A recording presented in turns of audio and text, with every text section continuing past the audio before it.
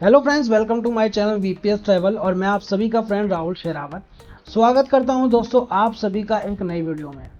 आपने मेरी पिछली वीडियो जहां पर मैंने यूएस वीज़ा एप्लीकेशन फॉर्म के बारे में बताया था उसको काफ़ी प्यार दिया है।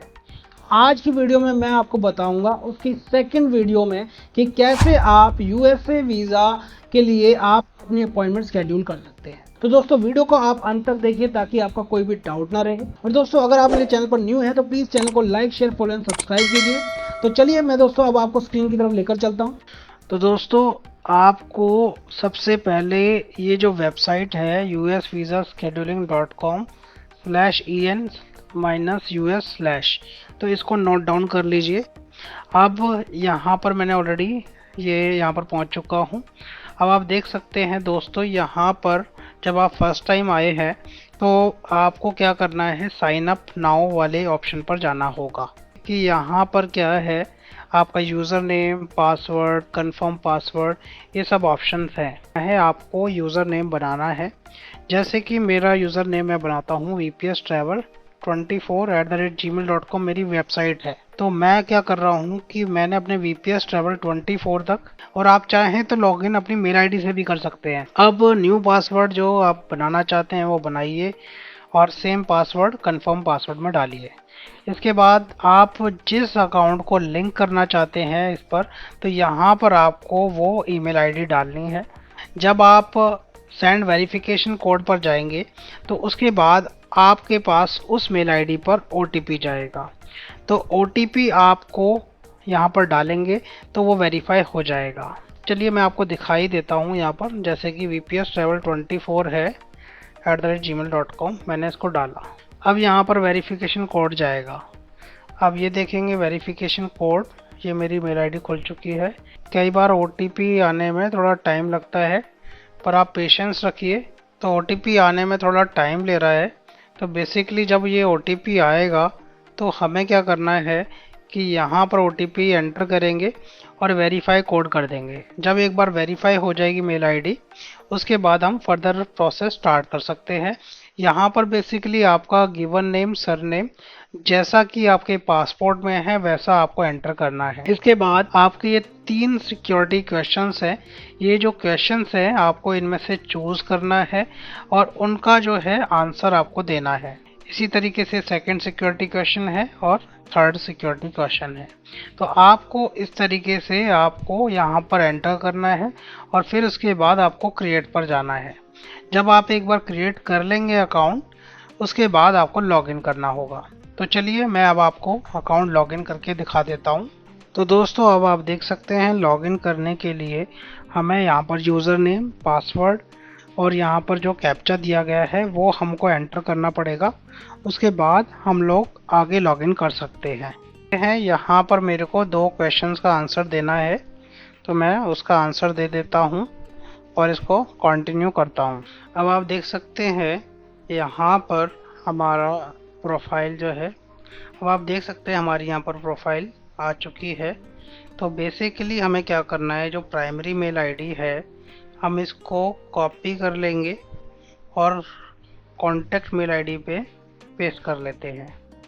यहाँ पर प्रेफर्ड लैंग्वेज आपको इंग्लिश रखना है और फिर इसके बाद आपको यहाँ पर सबमिट कर देना है। अब अगर आप चाहते हैं प्रोफाइल में पासवर्ड चेंज करना तो आपको इस ऑप्शन को चूज करना है। इन केस अगर आप सिक्योरिटी क्वेश्चंस चेंज करना चाहते हैं तो आपको इस ऑप्शन पर जाना होगा। अब जब आप डिक्लेरेशन वगैरह सब चीज़ें साइन ऑफ करके आगे बढ़ते हैं तो इस तरीके से आप पहुंच जाते हैं। जो एप्लीकेंट है उसकी सभी इन्फॉर्मेशन फिल की जाती है।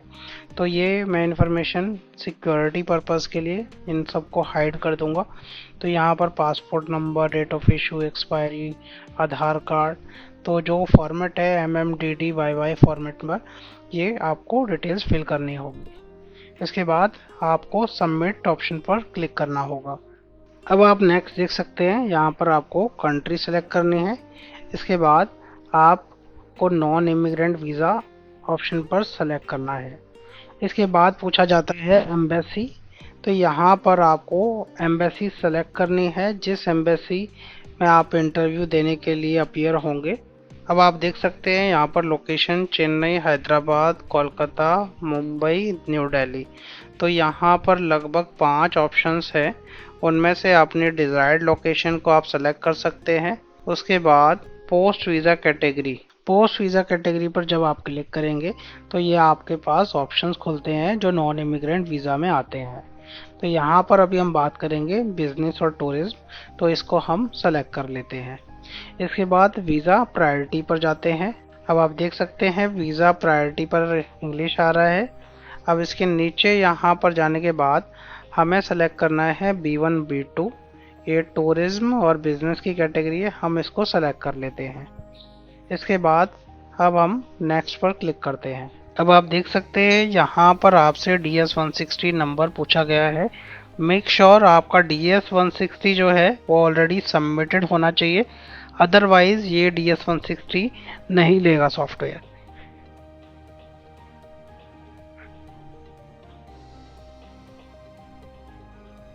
दोस्तों इसके बाद पूछा जाता है कि आप इंडियन सिटीज़न है, तो आप इसको यस सेलेक्ट कीजिए और उसके बाद इसको नेक्स्ट कीजिए। यहाँ पर आप देख सकते हैं दोस्तों बताया गया है कि अगर कोई इंडिविजुअल या डिपेंडेंट फैमिली मेम्बर का या फिर कोई ग्रुप मेंबर अगर एलिजिबल नहीं है रिन्यूअल क्राइटेरिया के अंदर, तो उसको आपको ऐड नहीं करना है एज अ डिपेंडेंट या फिर फैमिली के अंदर या ग्रुप के अंदर। Make payment and schedule the appointment. तो दोस्तों अभी आप देख सकते हैं यहाँ पर पूछा गया है कि आप इंडियन सिटीज़न है या नहीं, तो मैं इसको यस सेलेक्ट कर देता हूँ और इसके बाद मैं प्रोसीड कर देता हूँ नेक्स्ट पर। Do you have a previous B1 B2 visitor visa, तो यहाँ पर अगर आपके पास वीज़ा है तो यस कीजिए, अगर ऐसा नहीं है तो नो कीजिए। तो यहाँ पर पूछा गया है कि आपका 18 साल 18वें बर्थडे पर या फिर उसके बाद अगर इशूड हुआ है तो यस कीजिए, अगर नहीं है तो नो। तो मैं यहाँ नो सेलेक्ट कर देता हूँ और नेक्स्ट पर क्लिक कर देता हूँ।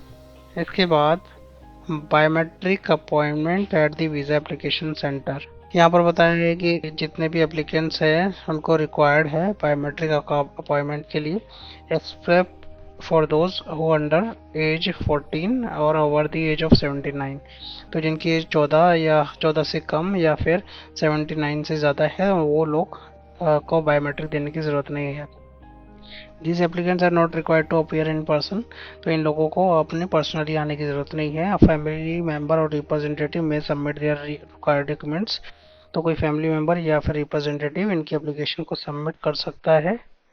और as stated in the appointment letter on the schedule date and time to be complete the process, तो जो टाइम और डेट दे रखा है उस पर वो कर सकते हैं। For interview at the embassy और consulate, all applicants including those under the age of 14 और over the age of 79। अब ये कह रहा है कि जितने भी एप्लीकेंट्स हैं जो कि एज ऑफ 14 है या फिर 79 से ओवर है, उनको अपीयर होना पड़ेगा वीज़ा इंटरव्यू के लिए एम्बेसी या काउंसलेट के टाइम पर, जिस दिन उनका अपॉइंटमेंट शेड्यूल है डेट एंड टाइम। तो यहाँ पर बायोमेट्रिक वेव ऑफ हुआ है, इंटरव्यू के लिए उनको जाना पड़ेगा। और अगर वो फेलियर हो जाते हैं, वहाँ पर नहीं शो होते हैं, तो वहाँ पर नो शो मार्क कर दिया जाएगा और उस केस में आपको एक न्यू वीज़ा फीस पे करनी पड़ेगी और रीस्टार्ट करना पड़ेगा एप्लीकेशन प्रोसेस। तो अभी हम लोग यहाँ पर कंटिन्यू पर क्लिक कर देते हैं। अब आप दोस्तों ये देख सकते हैं अगर आपका कोई डिपेंडेंट भी है जो साथ में जा रहा है, तो यहाँ ये ऑप्शन है फाइंड एंड ऐड डिपेंडेंट, तो यहाँ से आप उसको ऐड कर सकते हैं। तो यहाँ पर मैंने ऑलरेडी नाइखा जैन करके एप्लीकेंट है उसको ऐड कर दिया है। ये पासपोर्ट नंबर मैं हाइड कर देता हूँ। तो यहाँ पर मैं ऐड टू एप्लीकेशन पर जाता हूँ और अगर आप फर्स्ट टाइम जा रहे हैं तो क्रिएट न्यू डिपेंडेंट पर जाकर और वहाँ पर names, given name, sir name, ये सब पूछा जाता है और मेल आईडी वगैरह डालने के बाद यहाँ पर आप पहुँचेंगे। तो बेसिकली यहाँ पर आपसे डिटेल्स पूछी जाएगी, passport number, issue, expiry date, जैसे कि स्टार्टेड में पूछी गई थी। तो ये सब चीज़ें आपको डालनी होगी। तो यहाँ पर मैं इन्फॉर्मेशन को हाइड कर देता हूँ जो भी सेंसिटिव है। इसके बाद अब हम आगे बढ़ते हैं। इसके बाद सेम वो ऑप्शन, सेम वो प्रोसेस आ जाता है। फिर हम इसको आगे बढ़ाते हैं, जो प्राइमरी एप्लीकेंट के लिए आया था वही प्रोसेस आता है। कैटेगरी सेलेक्ट करें वीज़ा की। अब यहाँ पर जो है डिपेंडेंट जो है उनका DS-160 इन्फॉर्मेशन मांगी गई है, मैं उसको एंटर करके आगे बढ़ता हूँ। अब आप देख सकते हैं दोस्तों यहाँ पर डॉक्यूमेंट डिलीवरी का ऑप्शन आया है। तो आप कैसे पासपोर्ट को पिकअप करना चाहते हैं, तो यहाँ पर पिकअप सेलेक्ट कीजिए। अगर आप कोरियर चाहते हैं तो प्रीमियम डिलीवरी पर सेलेक्ट कीजिए, और अगर आप प्रीमियम लोकेशन पर आप जाकर सेलेक्ट करना चाहते हैं तो यहाँ पर जाके कुछ सेंटर्स हैं, वहाँ जाके भी आप पासपोर्ट पिक कर सकते हैं। तो मैं अभी के लिए यहाँ पर पिकअप कर लेता हूँ। और अगर आप इन दोनों ऑप्शन को जाते हैं तो यहाँ पर जो 1200 फीस है वो एप्लीकेबल होगी, वो आपको पे करना होगा। तो यहाँ पर मैं पिकअप सेलेक्ट करता हूँ और यहाँ पर जो लोकेशन है वो दिल्ली सेलेक्ट करके और यहाँ पर अपडेट सेलेक्ट कर देता हूँ। अब आप अगर और भी डिपेंडेंट्स हैं तो आप सेम प्रोसेस को फॉलो करेंगे, फाइंड एंड ऐड डिपेंडेंट्स और क्रिएट न्यू डिपेंडेंट पर जाकर आप न्यू डिपेंडेंट्स के लिए प्रोफाइल बना सकते हैं। तो अब मैं यहाँ पर आगे नेक्स्ट बढ़ता हूँ। अब आप देख सकते हैं यहाँ पर जो है फीस के लिए ऑप्शन आ गया है। टोटल फीस जो हमारी लग रही है वो $370 है।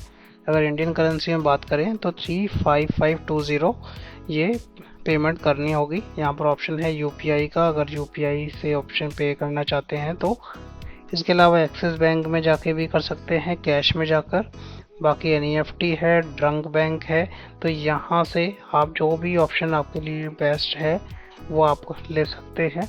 यूपीआई ऑप्शन को अगर प्रेफर करते हैं तो ये इजी है और काफ़ी जल्दी पेमेंट रिफ्लेक्ट करते हैं, तो आपको मैं ये रिकमेंड करूँगा आप यूपीआई जाइए।